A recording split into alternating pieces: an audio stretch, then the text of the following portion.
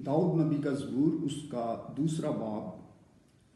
कौमें किस लिए तैश में हैं और लोग क्यों बातिल ख्याल बांधते हैं।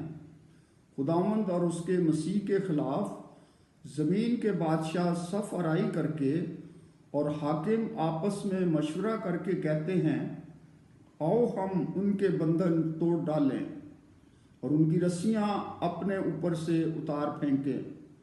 वो जो आसमान पर तख्त नशीं है हंसेगा, खुदावंद उनका मज़ाक़ा उड़ाएगा।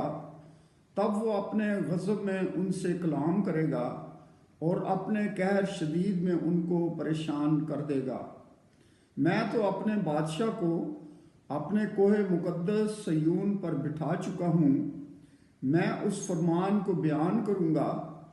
खुदावंद ने मुझसे कहा, तू मेरा बेटा है, आज तू मुझसे पैदा हुआ।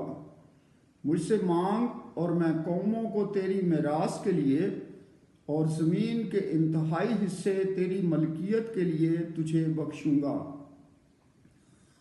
तू उनको लोहे के असास से तोड़ेगा, कुम्हार के बर्तन की तरह तू उनको चिकनाचूर कर डालेगा। बस अब आए बादशाहो, दानिशमंद बनो। आए ज़मीन के अदालत करने वालों, तरबियत पाओ।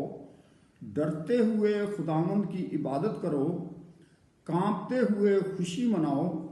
बेटे को चूमो, ऐसा ना हो कि वो कहर में आए और तुम रास्ता में हलाक हो जाओ, क्योंकि उसका गज़ब जल्द भड़कने को है।